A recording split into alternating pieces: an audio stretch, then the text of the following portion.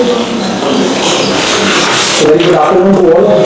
Today we all have gathered here for the final Viva of Mr. Rohan Samir Kumar Sachan.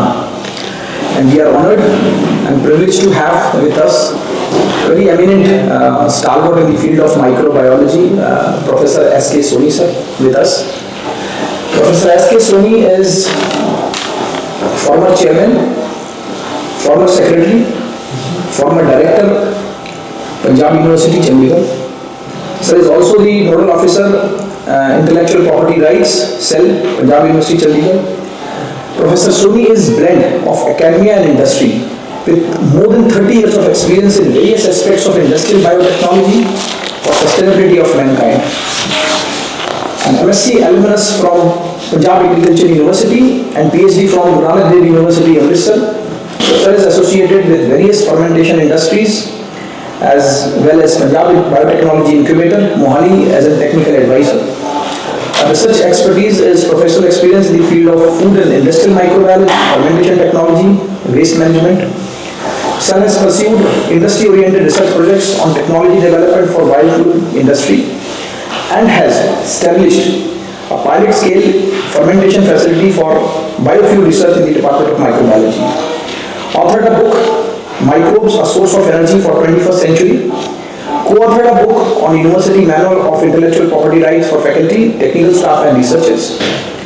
And drafted IPR policy for Punjab University. A humongous number of research papers to the number of 100 in journals, books of national and international repute, with a humongous citation of 2,327 and an H index of 22.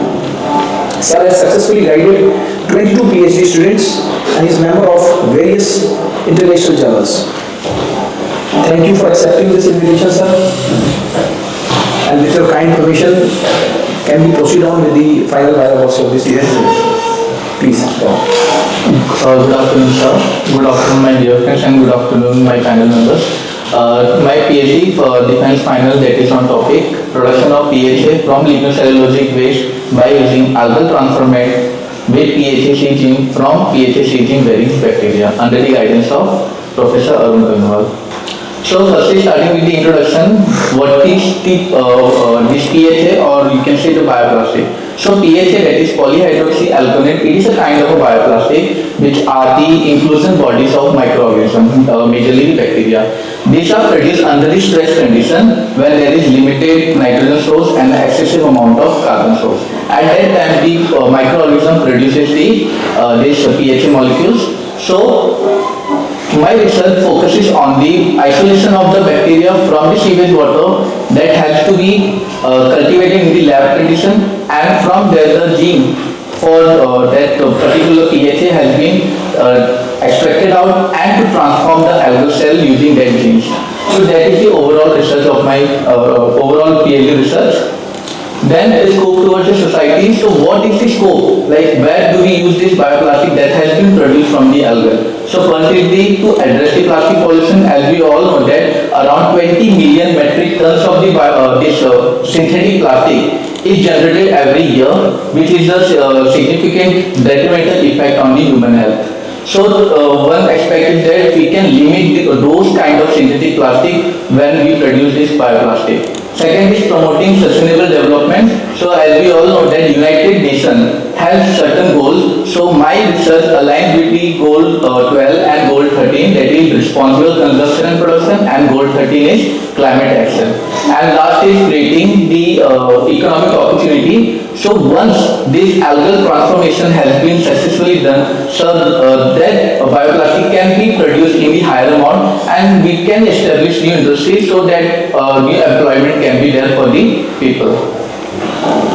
Review of literature. So these are the prime. I have focused on the literature that has been carried out by the algal for the production of PHA. So very few article, or you can say research, are there for the algal based bioplastic production. Normally the cyanobacteria. The cyanobacteria, they are the main producer of the bioplastic, but there are certain freshwater algae, or you can say marine algae, which are there but they are not that much explored. The research gap. Now, why I have shifted from the bacterial PHA production towards the algal bioplastic. So here are some of the disadvantages of bacterial bioplastic production. The first one is environmental concern and CO2 fixation. So first talking about the environmental concern. So some bacteria can be pathogenic. So isolating those kind of bacteria, first we do not know the nature of that bacteria. Once we have isolated and lastly we go for the genomic characterization, then we can get the idea about the nature of the that bacteria. So one negative aspect is that if by chance negative pathogenic bacteria has been isolated, so that can be a problematic in the lab. Whereas algal are the you can use algae for the maximum producer of the bioplastic. So because the algae has the highest biomass, we can be cultivated using the pond system. Then second is resource efficiency. So in resource efficiency, bacteria requires a specific growth nutrition. For example, high quality of nitrogen source, carbon source, etc. These minerals also. Whereas your algal is quite flexible. It can utilize any substrate, wide range of nutrition sources, including the industrial and agricultural waste. Third is the lower biomass yield. As I told you, bacteria they are capable of reproducing very fast, but the biomass collected is very much low. Whereas whereas the algal based bioplastic production, the yield is very much higher than the bacteria. And lastly, the cost and production challenges. For the cost and production challenges, again the expensive culture media plus the sterilization condition is highly maintained over there. Whereas in algal based bioplastic production, there is no such requirement of sterile environment. You can grow the algae in a pond system. The research hypothesis. Here are my few research hypotheses. The first one is screening hypothesis. In screening hypothesis, we can collect the sewage sample from the area. For example, I have taken Buddhanala. So this sewage sample has plenty of microorganisms. You can say billions of microorganisms which can be isolated for the production of PHA. The second is optimization hypothesis. For example, in my research, I have taken wheat straw as a lignocellulosic waste. So this waste is easily available and it can be used efficiently for the production of PHA. Third one is gene cloning and expression hypothesis. So the main objective of my research is to transform the algal cells to produce PHA, which is a non-native producer of PHA. So we can isolate those genes from the bacteria and we can manipulate the gene of the algal to produce the PHA. Fourth is gene transfer hypothesis. Over here, bacteria, and between the gene transfer I have chosen co-conjugation, that is the bacteria, and the co-conjugation will be occurring between the bacteria and the algae for the successive insertion of these genes. Then last is fifth is analysis hypothesis. So if the genes has been transformed into microalgae, so for the confirmation we can go for electrophoresis, gel electrophoresis for the successful determination that our genes has been transformed or not in the algal. And last one is characterization hypothesis. So with the help of UV spectroscopy, FTIR, we can confirm the structural and functional properties of the PHA in the microalgae. Objective of the research work. So these are my four prime objectives. The first one is isolation and preliminary screening of polyhydroxyalkanate producing bacteria from various positive sources. Second is production of PHA using bacterial isolate and PHA producing reference algae under optimized condition. Third one is transformation of non-PHA producing reference algae using bacterial PHA gene. And last one is production and optimization of PHA using reference algae using high expression vector on lignocellulosic waste carbon source. Now, I have divided my whole methodology of my research work as per the objective. So, first one is materials and methodology for objective 1.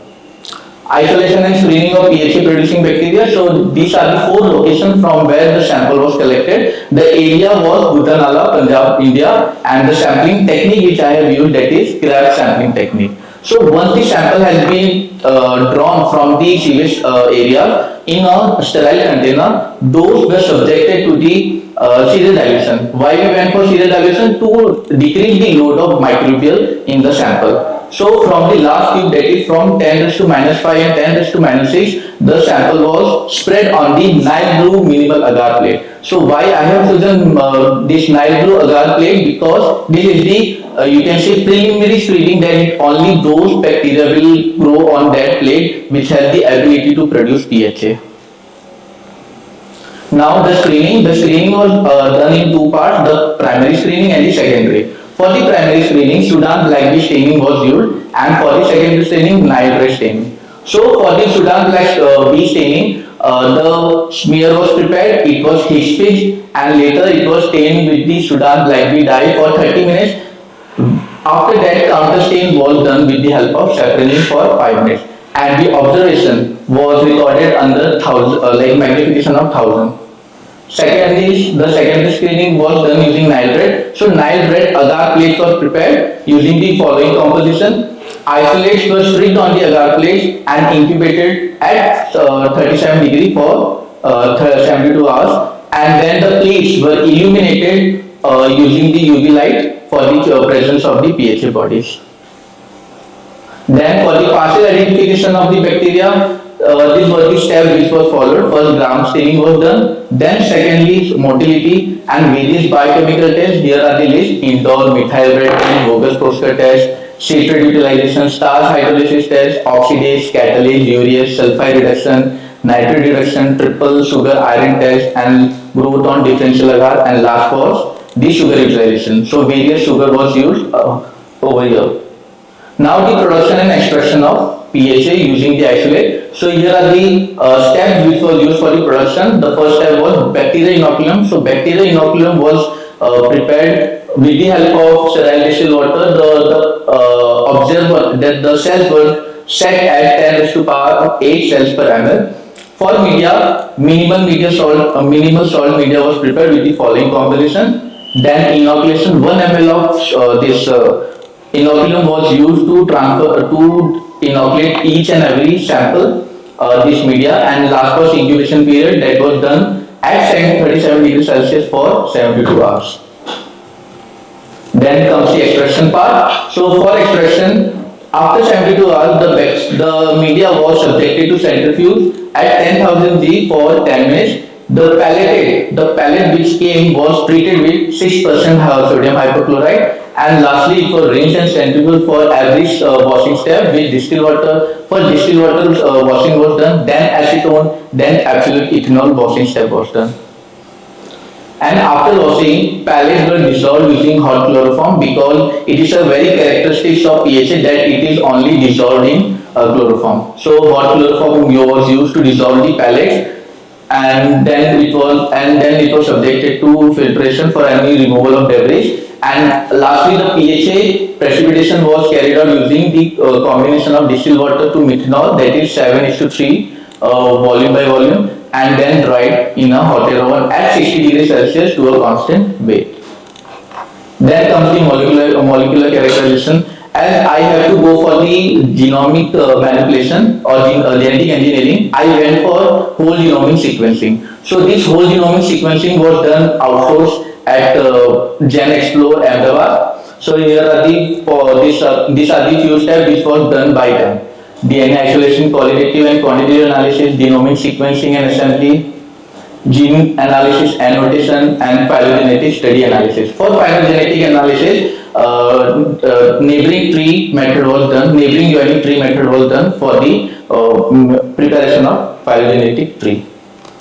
Now the result and discussion for objective 1. So here are total 59 colonies were positive based on UV light fluorescent exposure were taken into study for further screening. All colonies, now the characteristics of the colonies were round, shaped and varying size. The edges were smooth, and the entire colony exhibited raised elevation and shiny texture. So you can see that over here the white spot or white fluorescent colonies are the indicative that it is a PHA producing isolate. Then comes the primary screening. So in primary screening, you can also see the PHA bodies observed under 1000x magnification. So you can see the bluish black bodies that are the PHA molecules, or you can say PHA granules. And on the right hand side secondary screening, it is clearly seen that orange fluorescent bodies are the indicative for the PHA producer. So this one is secondary screening and the figure 2 is primary screening. Then these are the observation of the Sudan likely stain. This is for the Nile red.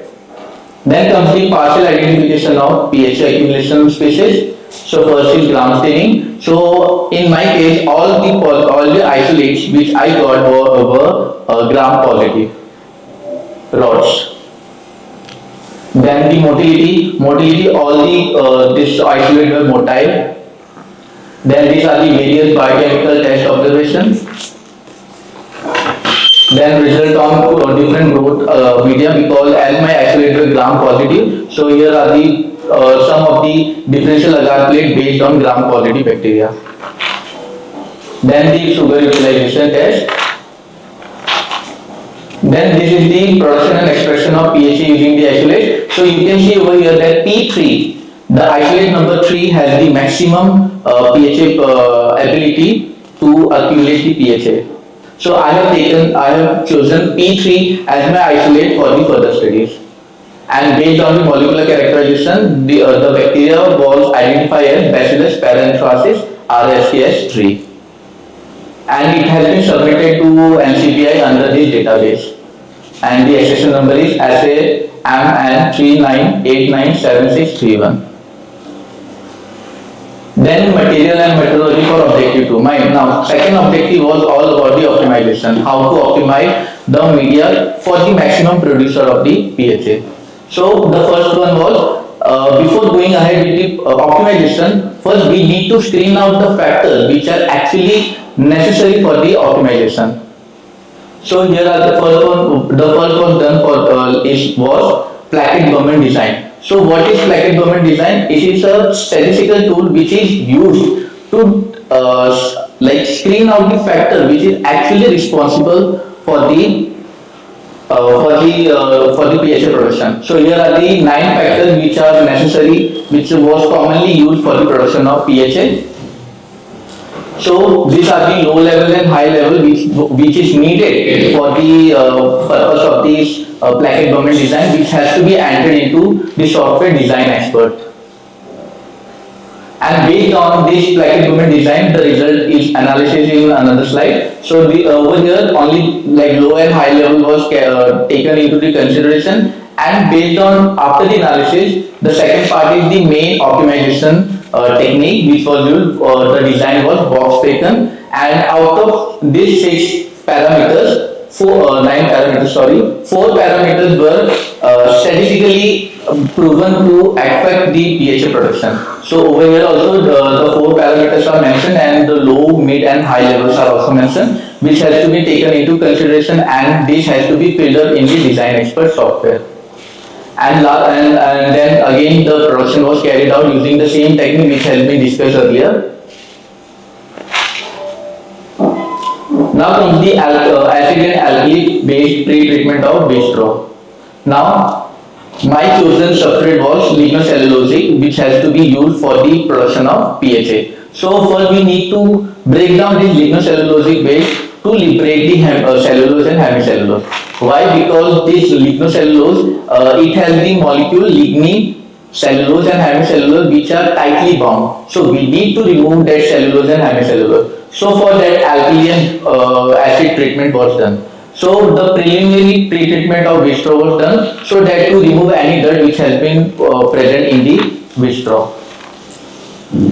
And after drying of that bistro, the particle size was very much necessary for this pre-treatment. So over here I have chosen 1 mm size of that bistro.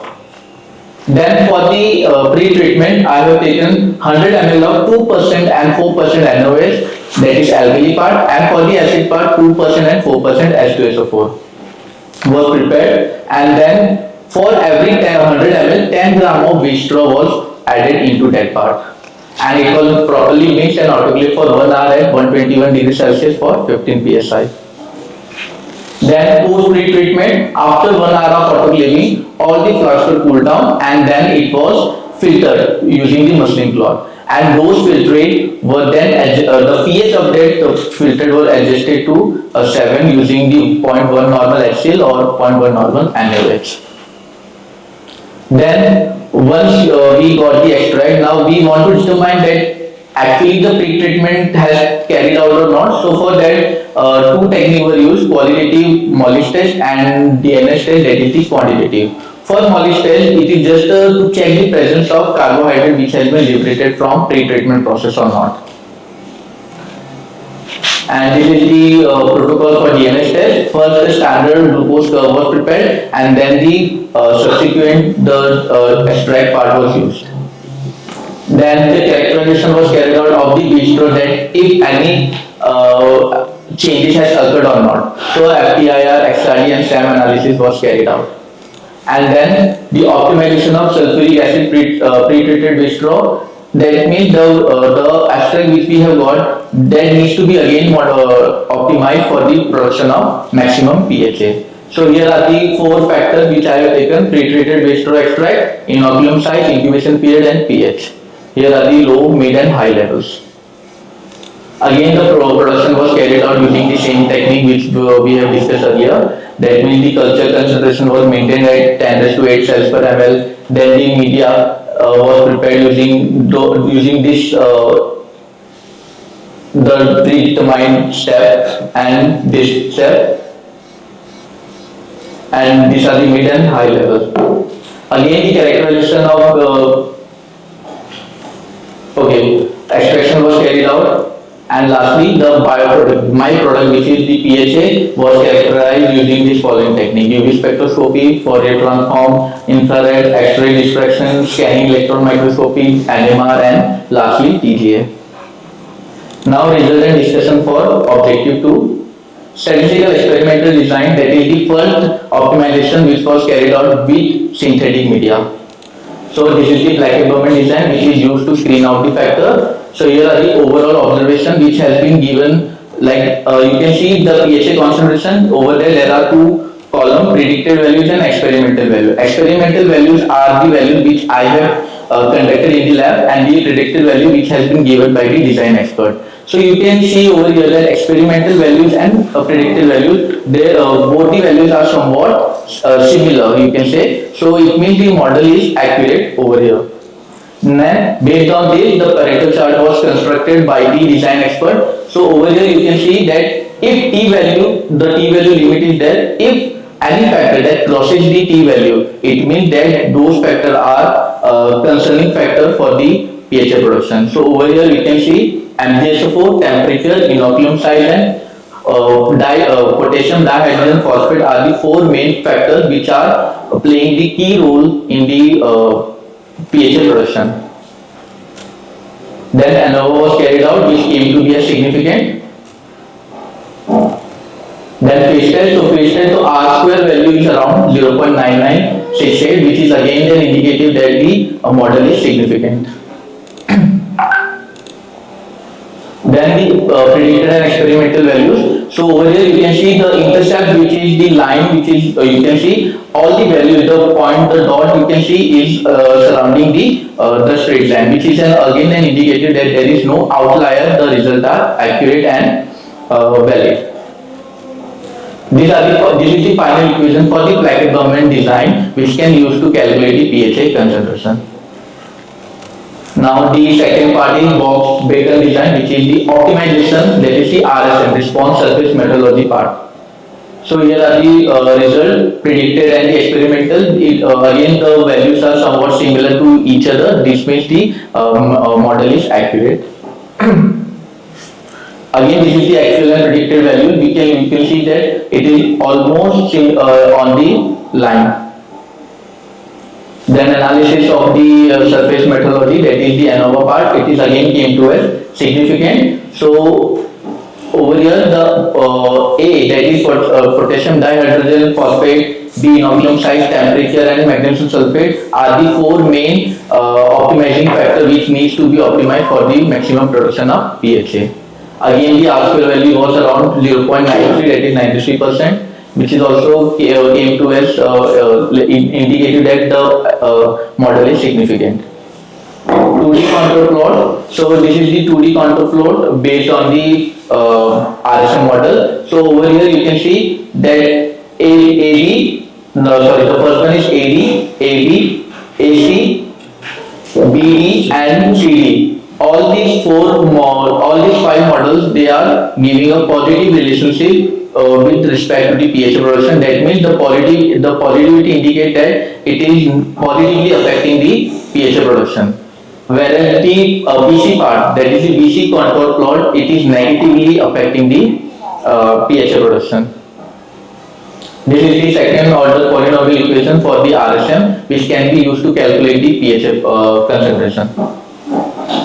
Then based on the optimization using the RSM and unoptimized, you can see the difference that under unoptimized condition only 0.34 gram per liter of the PHA was produced, whereas under the optimized condition 4.52 gram per liter was produced.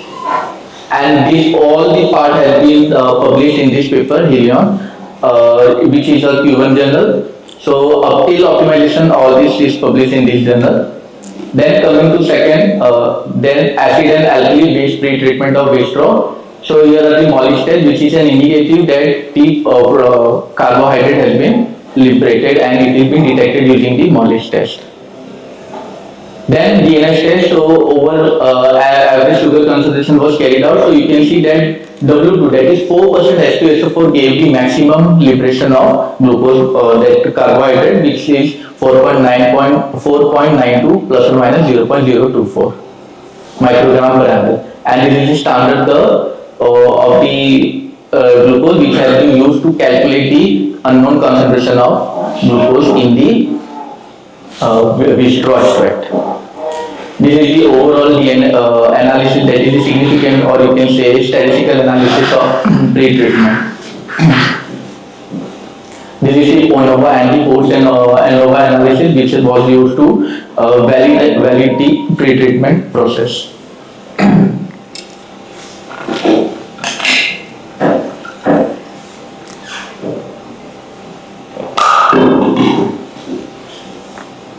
Now comes the characterization of raw and treated waste straw. The first one, FTIR was done. So using FTIR, you can see that the left hand side it is the lignin fingerprint, and on the right hand side you can see the cellulosic functional. Over here the XRD indicates that the nature of the extract, that is the cellulosic, is crystalline. And over here I have also calculated the crystallized size. So over here you can see that 4% H2SO4 treated waste straw gave the crystallized size of 0.42. So which is directly proportional to the better cellulosic access. So over here it is also written that smaller crystallized size indicate easier cellulose access for better sugar extraction, as evident from study by this author Momaes et al. 2019. These are the SAM analysis of the raw and chemically pre-treated waste straw. So all these images were taken under 500x objective lens. So over here you can see the A part, which is the untreated waste straw, and B, C, D, E. These are the different pre-treated waste straw. You can also see that the fiber is clearly seen in A part, whereas there are destruction of this fiber to extract the cellulose and hemicellulose from the lignocellulose base. So pre-treatment methodology and result has been published in these two articles, Bioresource Technological Report and the Helion article. Then comes the optimization of sulfuric acid pre-treated waste straw through RSM part. So again, this was the model which was given by the design expert, and you can see that two response was recorded: PHA yield and the productivity. Here are the predicted and actual plot for the PHA yield and productivity. You can see that the the point in both the cases are surrounding the straight line, the intercept. The ANOVA for the PHA yield again came to a significant, which was the validity of our model. Ph.D. also recommended that R square value of 98% indicate that the model was valid. Similarly, for the PHA productivity, the model ANOVA model came to as significant, whereas the R square value came to as 99%, which is again the indicative that the model is significant. Then the 3D control plot for PHA yield. So these are the various 3D control plot which was recorded for the PHA yield, and this is for the PHA productivity. The explanation of each and every graph has been recorded over here. So you can see that the interaction.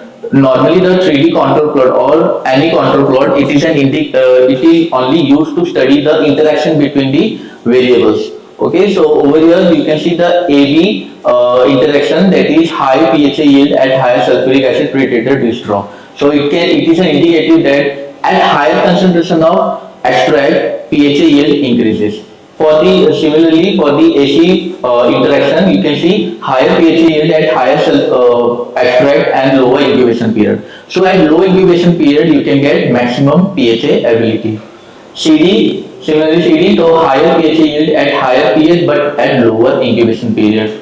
BD, there was no interaction was found, and similarly BC, higher yield at lower incubation period and higher inoculum size. Similarly, the same analysis was carried out for the PHA productivity. AC, BC and GCD indicate higher PHA productivity at lower incubation period. AD indicate higher PHA productivity at higher pre-treated extract. BD, there was no interaction found, and last one AD, higher PHA productivity at higher concentration of extract and higher pH. This was the second order polynomial equation for both PHA yield and PHA productivity. And again, optimize the difference you can see between the unoptimized and optimized. So using the synthetic media, 0.34 gram per liter was produced, and for the PHA production using the extract, 2.1 gram per liter was produced. And this all data has been published in this journal, that is in Indian Journal of Microbiology. Then comes the PHA characterization. So UV spectroscopy was performed for the determination that actually the PHA has been produced or not. So over here you can see the peak that is at 235 correspond that the PHA has been synthesized. The protocol was carried out like that. If we got the PHA biofilm that was reacted with concentrated sulfuric acid, whenever PHA is reacted with sulfuric acid, it is going to produce crotonic acid, and that crotonic acid was used to take the UV spectra. And again you can see the standard crotonic acid which was purchased from the outside, and for that also we have carried out the UV spectroscopy. So you can clearly see that at the standard crotonic acid, the maximum absorbance is at 235 nanometer, and our PHA, that if there is successful conversion of PHA into crotonic acid under the influence of sulfuric acid, it will produce crotonic acid, and that peak should be near about the standard crotonic acid. Over here we are getting at 235, which is an indicative that our PHA has been synthesized successfully. Next comes the FTIR. So all these this functional group was achieved using the FTIR. So over here you can see that aliphatic, like the backbone of the PHA, it is aliphatic carbon chain which is corresponding to peak 2923 centimeter inverse, and you can see the carbonyl group at 1571 and 1155, which is again the indicative that this functional group are present as a backbone of PHA. And lastly you can see 1457 at 1.57 peak aliphatic CH2 group is there, which is again an indicative that it is present in a backbone of PHA. And lastly the ester bond, because the PHA, it is a polyester, so ester bond should be there, so that is also an indicative that PHA is synthesized. Then comes the XRD. So over here three distinct peaks is given, but the most prominent peak is at 31.639, that is and the plane is 002, which is again an indicative that the PHA is synthesized and it is crystalline in nature. Then this is scanning electron microscopy. So you can see the small molecule which is present in the PHA backbone. Then the nuclear resonance, this is the carbon NMR and this is the hydrogen NMR, which has been, all the summary has been mentioned over here in the NMR observation table. Then last is the thermogravity analysis, that is the TGA. So when the PHA was subjected to higher temperature, the melting of the PHA was started at 436.97 degrees Celsius. That means at that temperature, 98.01% maximum weight was loss of the PHA. Then comes the third objective, which is the genetic engineering part. So over here, my bacteria which came to at Bacillus paranteracis RSKS3, the three genes that is responsible for the PHA production was isolated. Those genes are PHA C gene, PHA B gene and PHA R gene. The names are also mentioned over here. The PHA C gene is polyhydroxyalkanoic acid synthase. PHA B is acetoacetyl-CoA reductase, and last is PHR, that is polyhydroxyalkanoic acid synthesis repressor. Now, primary designing for PHR, PHAB and PHAC gene. So how to extract or how to isolate those genes from that bacteria and to amplify those genes, this protocol was used. So you can see the primer sequence was synthesized and correspondingly PHA specific restriction enzyme was chosen for individual PHA gene, that is PHAR, PHAB and PHAC. This is the thermal profiling for individual gene PHAR, PHAB and PHAC gene. And then now once we have amplified our genes, that is PHAR, PHAB and PHAC gene, now we need to clone the vector. So over here I went for two vector cloning. Two vectors I have chosen. First one was the cloning vector, which was PHAC vector, which is also known as blunt vector, and second one is PHAC28A vector, which is an expression vector. So first the cloning of gene, all these three genes were carried out in PHAC cloning vector. Three individual genes, so three individual cloning vectors were used. So here are the cloning, this ligation mixture preparation which was carried out. So this is the overall, you can see the blueprint of the PHAC cloning vector. And then once the vector has been cloned with the specific gene of interest, those vectors were used to transform our E. coli DS5 alpha bacteria. So this is the protocol for the same. The ligated product, that is the amplicon, which has been used to clone our vector, was taken and transform the E. coli using the heat shock method. And over here, the positive selection was based on the ampicillin resistant gene, which is present in PHAC blunt vector. Confirmation was done using colony PCR to check that if our vector has those genes or not. And then the final vector which was used to again clone our vector, this gene was PHAC28A vector, which is also known as expression vector, because we need to express those genes in another organism. So this is the blueprint of this PHAC28 expression vector which was used.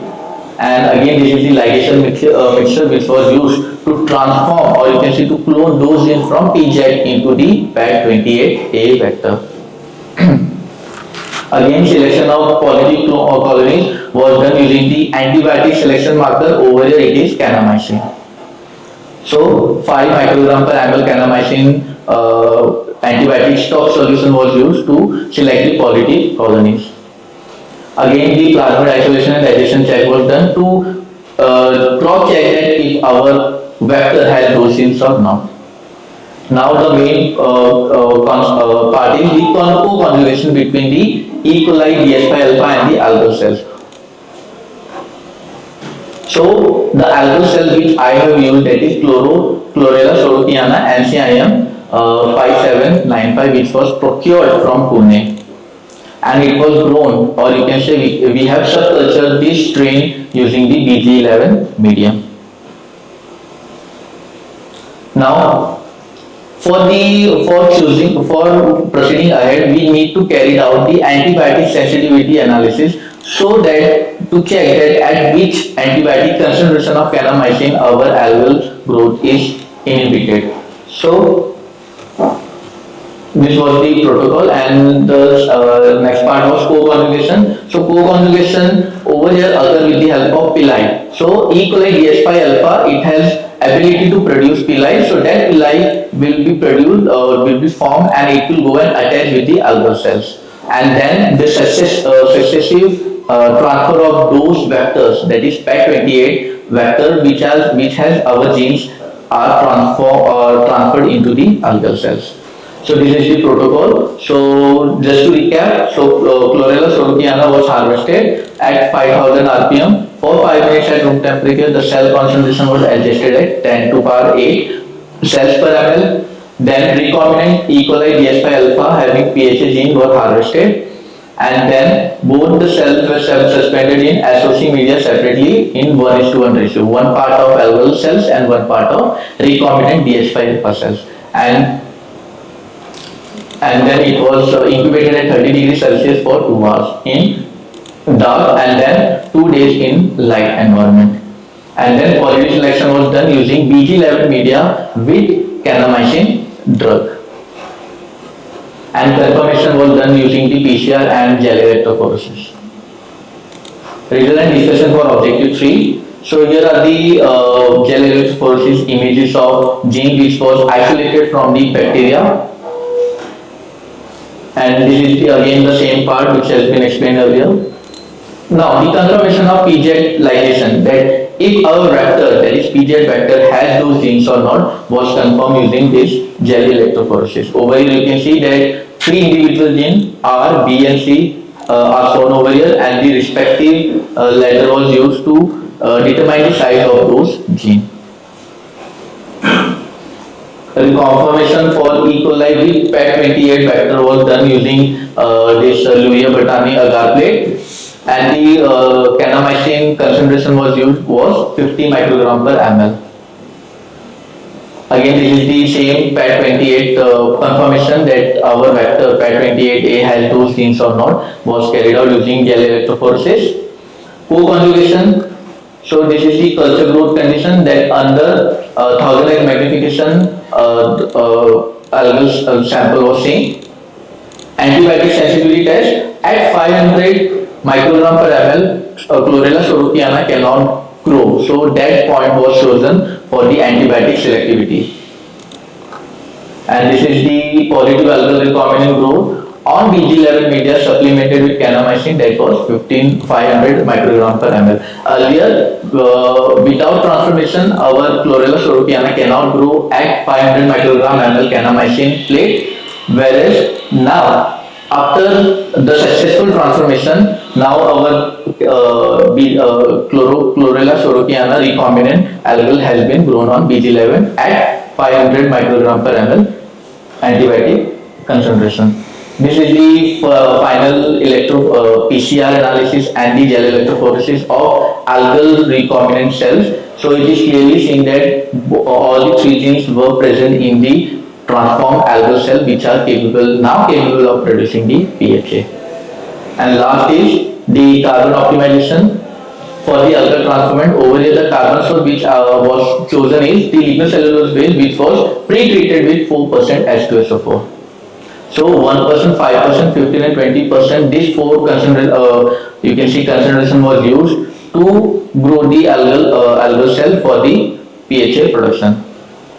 Now the extraction was carried out using the same methodology which was used for the bacterial, that is the hypochlorite step, that is harvest the algal cell, washing of the biomass with distilled water, then treatment with 4% of the hypochlorite at 45 degrees Celsius for 30 minutes, again centrifuging, and then treating with hot chloroform for the successful dissolving of those PHA.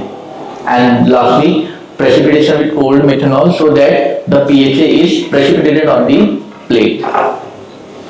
Characterization, so preliminary characterization was done using UV spectroscopy and the FTIR. Again, So these are the results of the objective 4. So using the transform algae and the optimized condition, 3 gram per liter of the PHA was produced using the algal transform cells. Characterization was done using FTIR. Again, the same peaks were seen as in the case of PHA produced by the bacteria. And lastly, the UV spectroscopy. Again, the same methodology, like for red color it is seen for the standard proteinic acid, and the black color line it is seen for our PHA extracted from transformed algal cells. Around 59 isolate were screened for the PHA production. Among that, isolate number 3, that is P3, gave the maximum producer, which was chosen for the successful experiment. Objective 2, so optimization was done using synthetic, which resulted in 4.52 gram per liter PHA production. With the help of 4% H2SO4 treated, 2.1 grams was produced. Objective 3, bacillus parasitic genes were isolated, characterized and cloned into PHAC28A vector, which was further utilized to transform the algal cells. Objective 4, after successful optimization at 5% of 4% treated H2SO4 with straw extract, 3 gram per liter PHA was produced. Future scope, so advanced, like earlier the barrier was that photobioreactor was not there, so all this work, the algal related work was done in sunlight. So in future, we can design a photobioreactor for the same, for more enhanced production of PHA. Again, open pond system can be an expand where we can grow the algal in larger amount. Cost effective harvesting, nutrient delivery, wastewater treatment, CO2 sequestration and circular economy are the other aspects for the future scope. Here are the publication which was done during my research work. So there are 4 articles which have been published, and the 5th article it is accepted but it is under production at the journal, and the journal is BMC Microbiology. Here are the 3 conferences which were attended at LPU, and these are the 2 copyright which was granted by the LPU. You there is cattle feed. If you will convert the wheat straw into PHA, तो cattle तो भूखी मर जाएगी. What is the what motivated? There are some other waste also. For example, rice straw. Rice straw is not used as cattle feed. Why did you offer rice straw in place of wheat straw? So actually, there is a very funny story behind this choosing of this wheat straw. I was done with my work over here, like some part of the experiments were over. So I was going to my PG only. So at certain spot while traveling, there was like bistro was there and it was unattended. So I talked to my supervisor that can we use bistro as a substrate. So he also told me that that is used as cattle feed. So it can be like it is again utilized by the cattle for the feed. So if it is okay, so we can look for the another lignocellulosic waste. But I searched the paper. Then I thought that like we can go for the waste straw as well. Like some part can be used as feed, but some part can be used for the betterment of the biofuel production. So that's why I chosen this waste straw for the production of bioplastic. So what is the novelty in your study? Novelty in terms of the yield. Okay. The PHA yield. What was the maximum PHA yield that you achieved with bacteria, with pure sugar, and with pre-treated wheat straw? And what was the yield with the recombinant algae? Sir, with the synthetic media, that is the pure carbon, the maximum yield was 4.52 gram per liter. What do you mean by synthetic media? That is the defined media, which is used in laboratory. Oh, what do you mean by defined media? So, which the components which are known to us, which we know that whether the nutrient broth is a defined medium? No, nutrient broth is not a defined media. Why not a defined medium? Because it has the beef extract, which is we do not know the composition of beef extract. So you can say defined medium is that whose exact chemical composition is known. Okay. Otherwise, it is complex medium. Okay. So what was the yield? using the pure carbon, the yield was 4.52 gram per liter. Using the lignocellulosic waste that was pre-treated, the yield was around 2.1 gram per liter, and the transformed algal, the yield was 3.1 gram per 3 liter. gram per liter. So, what is the maximum yield which has been achieved by other workers? Regarding bacteria or pH. Our aim is to get the maximum pH. Yes. Whether it is bacteria or Yes. algae. So what was the maximum yield already reported in the literature? Sir, it was regarding the bacteria. The maximum yield is around, you can say, it was around 10 gram per liter maximum yield, which has been reported in the So paper. it is much higher than yours. Yes. So what is the novelty? So my novelty is that there are very few or limited literature regarding the algal based bioplastic. Like the literatures are there. Another question. You reported that the maximum yield in case of the bacteria, where you use the defined sugars, it was 4.52. Yes. And what was the incubation time? I mean, at what time this yield was achieved? 72 hours. 72 hours. Yes, sir. Much higher. Yes. But whereas there are many reports in the literature where the bacteria can produce maximum pHa in just 12 hours. Yes. So this is again not a novelty. And what was the incubation time with the algae? So it was around 10 days. 10 days. Yes, sir. You indicated in the introduction that we prefer algae because algae have a low generation time as compared to bacteria. So What is what is the average generation time of bacteria? It is 20 minutes. And what is the average generation time of algae? So it can take around like 24 hours. So then your statement is not right, which was there in the introduction. Okay. The idea behind employing algae as a Okay. Flora is algae or cyanobacteria? Algae, microalgae. Microalgae. Belonging to which group? Group 5C. Yes. Huh? You also indicated that there is a higher pHa yield with low incubation time. That means with the increased incubation time, the yield decreases. Yes. Why the yield decreases with the increased Because incubation of time? the interfering metabolites which are produced during secondary phase. So that can limit the growth of the bacteria and the production, inclusion of the. The yield which has been achieved, say in 12 hours, Okay. how it will decrease after 24 hours? You are indicating that with the increased incubation time, there is interference in the growth of the bacterium, Yes. but the yield has already been achieved. Okay, so that is the main reason is that during the stress condition, pHa has been produced, but that pHa is again utilized by the organism bacteria for the growth of the growth. So whether pHa is a primary metabolite or secondary metabolite? It is a secondary metabolite. Secondary metabolites are not used by the bacterium. They are not used in the growth. These are the primary metabolites which are used. Okay. So that means your justification is not correct. You indicate that this is used as the substrate, Okay. as the carbon source in the conditions of the starvation.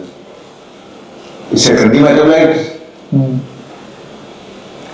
So whether it was intracellular or extracellular? It is intracellular. Intracellular. pH is always intracellular. It's always intracellular. So what is the main purpose of producing PHA by the organ? So it is a storage form of carbon. So like it can be utilized afterwards if, in case there is no food surrounding the bacteria.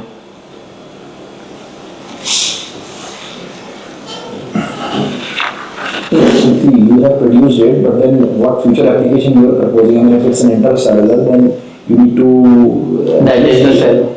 I mean, it's been producing it for own gain, but then Yes. you would be proposing through your work that it has a certain future application. So how then that future application can be imaged from the bacteria or from chlorella? From chlorella. Chlorella. So in that case, it would be also produced intracellular inside the Yes. chlorella. So how you take it outside, and then what kind of an application you can go for? So the application part can be used like as an alternative. For example, right now the plant-based bioplastic is being used for the preparation of plates and all. So we can utilize microalgae for the production of PHA, and then after the extraction we can utilize in that plate formation or any other aspect. while going through your review of literature, have you came across certain theses in which the chloral this algal model has been taken into consideration? Yes, it is not microbiology. Are eukaryotic organisms, and then you have taken this gene from a bacteria. Yes. And both model systems are totally different, as pointed out by Yes. So, while going through that review of literature, have you came across that people have done work related to the algal model? Yes, there is only one single paper which has been used for the co-conjugation between the bacteria and the algal. That is not related to PHA, but yes. But then, have they gone for certain kind of an application approach? No, that paper. Feasibility seems less than you go for transforming the gene into algal model, and algal takes a lot of time to produce that. And what comes at the commercial viability? Well, sir, in my case, the incubation period was that much long because during my research work, there was no photobioreactor and we did not have any funds to create a new bioreactor. So that at that time, that was the only constraint which I found that it should, if I got the photobioreactor, that incubation period, which was 10 days, can be cut off to certain down. You use the pre-treated wheat straw for cultivation of LV. So LV uses any carbohydrate mixotropically. Then what is the need of a photobioreactor? As in mixotropically, it can grow under dark also. Yes. Then what is the need for the photobioreactor? So photobioreactor, we can monitor the growth also. The amount of light which is needed for the growth of the algal, that can be monitored, and the aeration part also. No, sir, that means you want to grow it as a mixotropically, not as a heterotrophically. Yes. So, you use the Nile blue minimal media for the screening of whether this is a differential media or selective media. It is a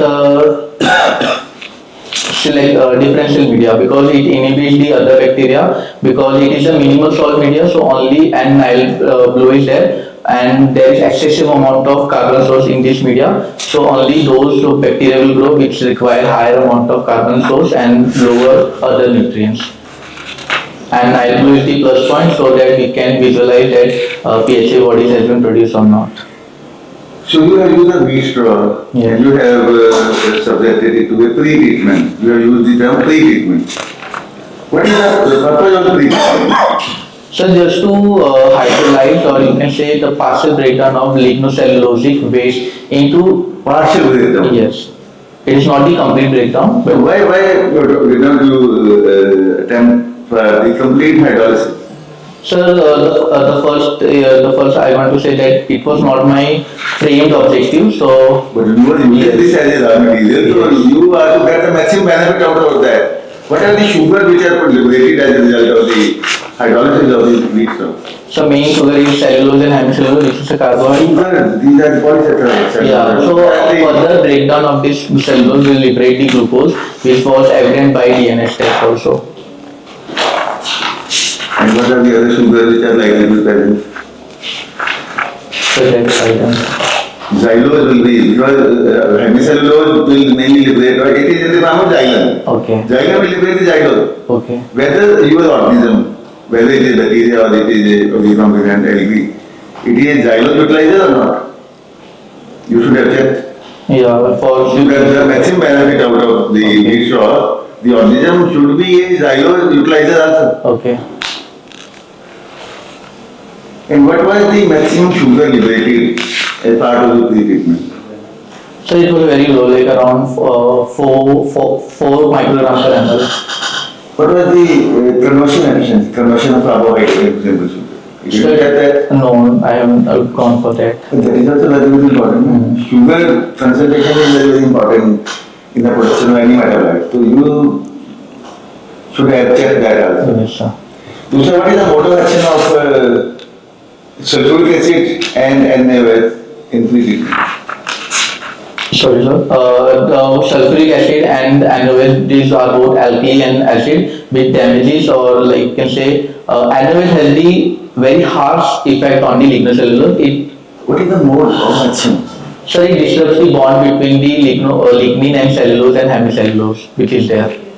It disrupts the bond between lignin, cellulose and hemicellulose. Yes. Otherwise, the whole lignocellulose weight comprises It is a complex with the And what is lignin. the mode of action of sulfuric acid?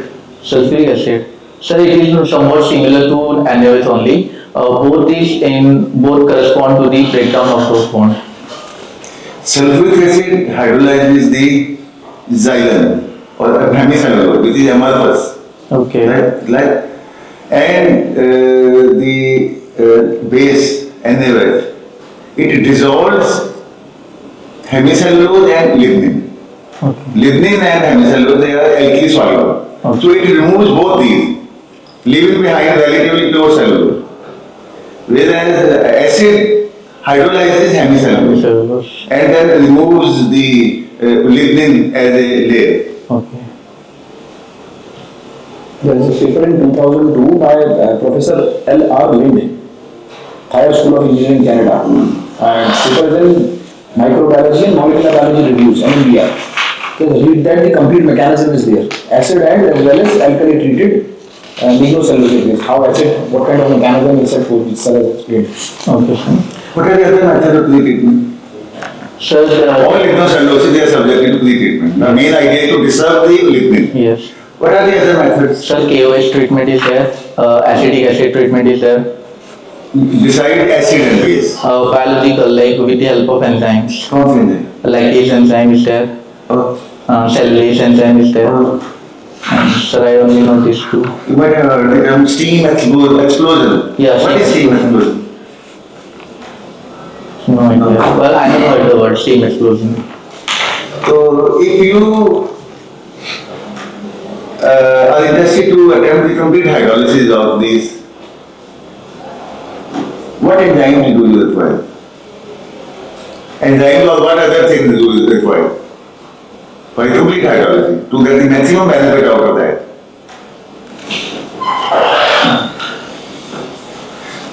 So I can try to give the answer. So first we can go for partial degradation of the lignocellulose using the chemical method. In industry, we are not interested in the partial, we are interested in the complete hydrolysis. Complete hydrolysis.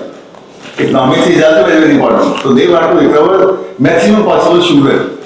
So that means for that they need the complete hydrolysis. Yes. So what is, I mean, why the use of lignocellulosic for ethanol production has not been successful so far? Because the enzymes which are employed for complete hydrolysis, they are very, very expensive. Okay. And what are the enzymes which we need for? So one is lactase enzyme. I told that lignin is taken care as part of the pre-treatment. After pre-treatment, you subject it to the complete hydrolysis. I am asking what are the enzymes required in the complete hydrolysis, not in the pre-treatment. Lactase is part of the biological pre-treatment, hydrolysis. There are two main approaches which are being used. One is the acid hydrolysis. Okay. They need high concentration of the sulfuric acid. But that has many other implications also. And other is that they use a combination of cellulases and hemicellulases. A combination of cellulases and because hemicellulose is a heterogeneous. Xylem is there, mannan is there, galectin is there, arabin is there. So wide range of the enzymes. That's why this has not been economically viable so far.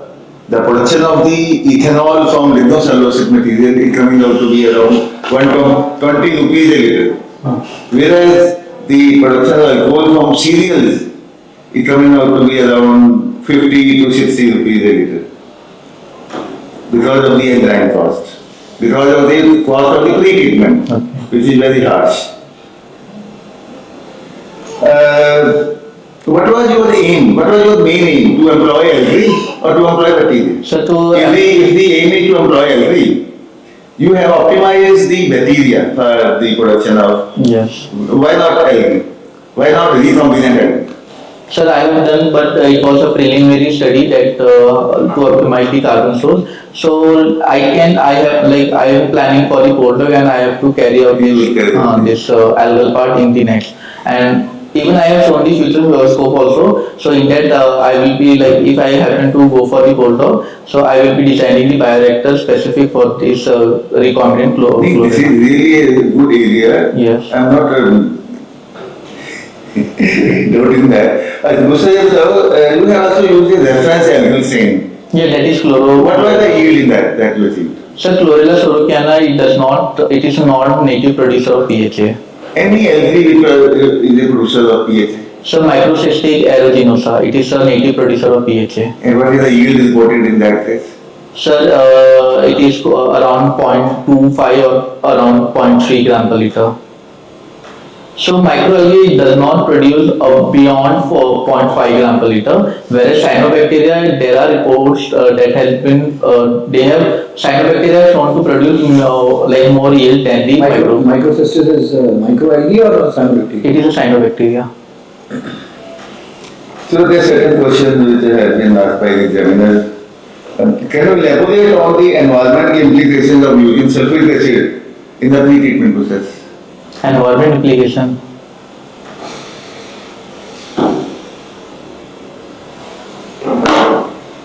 Okay. So the first implication is that it is a very harsh chemical, so it can damage the environment, like burning of the. Then why you are employing this? But over here I have used very mild, that is 2% and 4%. How scalable is the proposed method for industrial production of PHA? By algal. Your aim is algal. Yes. Sir, right now there is no larger scale production of algal based bioplastics. That is somewhat we can work in future.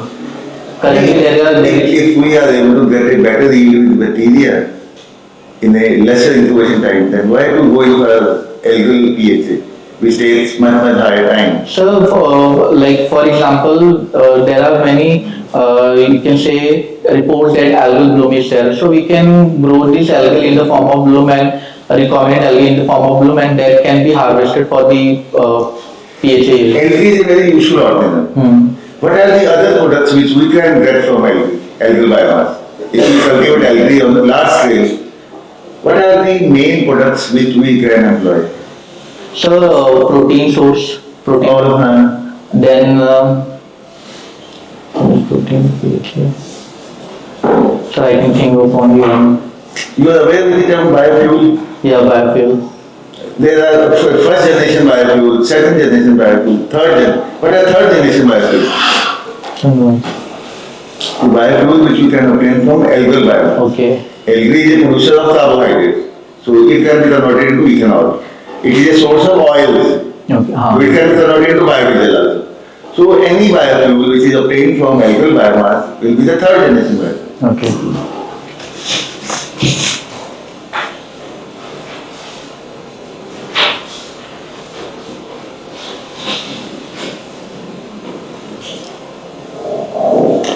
How do the properties of the acidic PHA compare to commercially available PHA? Did you compare the commercially available No, PHA? sir. No. Whether it meets the standards which have been laid down? So for that we need to purchase the PHA, and the cost was very much higher to get that PHA also. So we went, I have, all this analysis was purely based on the literature survey for other research. You have also indicated that if we use a rice straw at higher concentration, it has an inhibitory effect. So how do you plan the address of inhibitory effect obtained by high concentrations of wheat straw? If we are to employ for large scale cultivation, can you suggest a means to address the inhibitory effect at higher concentration? So I can try to give this answer. So we can go for the purification step for the waste straw extract to remove that undesired constraint, which is. What component may be inhibitory at higher concentration? What components? No. Lignin is the one, but it is bypassing that pre-treatment, which is easily moved by the pre-treatment. But that is also present. Can you discuss the economic feasibility and potential environmental benefits of your proposed model or proposed method? So can you repeat the question? Can you discuss the economical feasibility and potential environmental benefits Sir, in the case of algae, we can grow in open pond system. So one aspect is bioreactor also, photobioreactor, but one aspect. For large scale, we need open pond. Yeah, it is visible in open pond, and it does not require any specific nutrition requirements. We can use wastewater also for the growth of the microalgae. Since microalga chlorella is photosynthetic, and there are reports for PHA production from microalgae under both photosynthetic and mixotrophic conditions. How do you justify the use of lignocellulosic waste as a substrate for microalgae for PHA production? So just I said, we can create an open pond system and we can incorporate lignocellulosic waste that is extracted into No. So the question is that chlorella can produce photosynthetically Yes. as well as mixotrophically. How do you justify the use of wheat straw as a substrate for cultivation? That means you want to cultivate as mixotrophically. Okay. Why mixotrophically? Why not photosynthetically? If you want to cultivate it as photosynthetically, there is no need to add any Substrate. carbon source. That will be more economical. Then why do you want to use or you want to go it as mixotrophic culture? So that can be something that can be done in future. I cannot answer like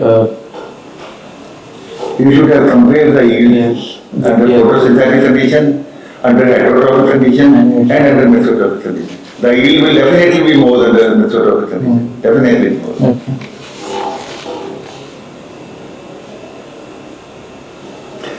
If you want to justify the use of wheat straw as a substrate, the same you have answered. What can be the other substrates and pre-treatment options? Rice husk, as you told, that rice husk can be used. Rice straw. Rice straw. Rice husk has so many limitations. If silica content is very high, Silica content is very- lignin is very high.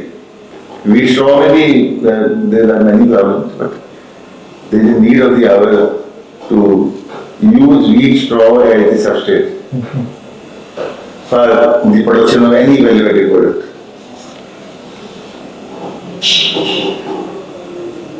Wherever we work, we need to focus on the waste of that particular region. We would have been working in Indore, so soybean waste is more there. In Punjab, we have more of problems related to rice straw. Wheat straw, of course, is uniformly been present across India, but then local India we need to look into. One thing I'm seeing in your thesis, and I see your objectives, it's more on transformation, production, and optimization. So your entire thesis should have been summed up in these aspects. You've gone for doing NMR also, XRD also. I mean, it's not in your thesis objectives. Otherwise, it is necessary for characterization. As your work would have been mentioning this particular aspect of characterization. Why you have gone for this NMR and all? You should have focused on concepts related to your work. So that would have enriched it more. Because the offshoot branches of research will never end. I mean, you can enter into molecular approach, you can enter into endocrine approach. So you need to stop at a stage where you need to explore that particular objectives rather going into so you should have focused that way also. The last question. What is biorefinery? You might have heard the term biorefinery. What is biorefinery? And propose a biorefinery employing wheat straw for producing PHA as the main product. What are the other products that you can obtain out of that wheat straw? That will be biorefinery approach. Firstly, define what is biorefinery.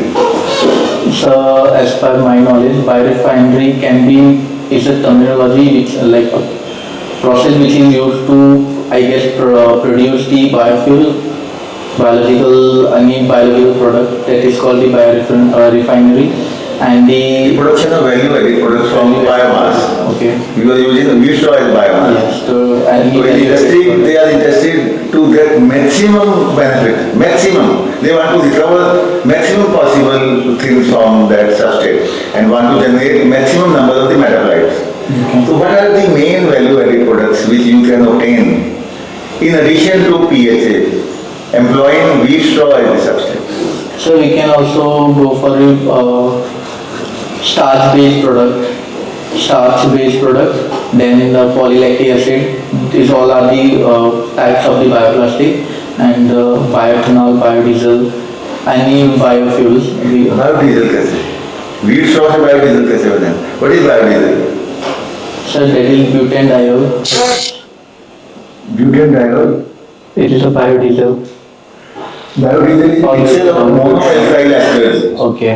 It is produced by trans-esterification of lipids, any type of oil, maybe a plant-based oil or animal-based oil.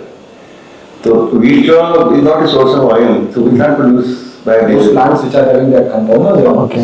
carcass, one plant is there, Zetropha carcass, that can be taken for concentration. Those plants which have those substrates, wheat straw cannot be taken. Algae जैसे मैंने बोला कि has oil also. So you can say that yes, we can produce biodiesel from algae. Okay. Because we have to use algae as also one of the main agents. So algae is also a source of lipids. So we can use that lipid for the production of biodiesel. So that's all from my side. Any queries or questions from the student, Mr. Scholars? Otherwise, it is a very nice piece of work. Thank you so much, sir. You have done planning, wonderfully it's planned, but then you need to, like you are now, I think you can congratulate. Yes, congratulations. Thank you. Thank you very much. So, on point of time, now you become eligible for guiding research students also, no? Once you become. Sir, I am working in GNA University as an assistant professor also. Very good, very good. GNA. GNA, Fagwada. अच्छा, Yes. But they have microbiology programs or Yes, MIT programs? They have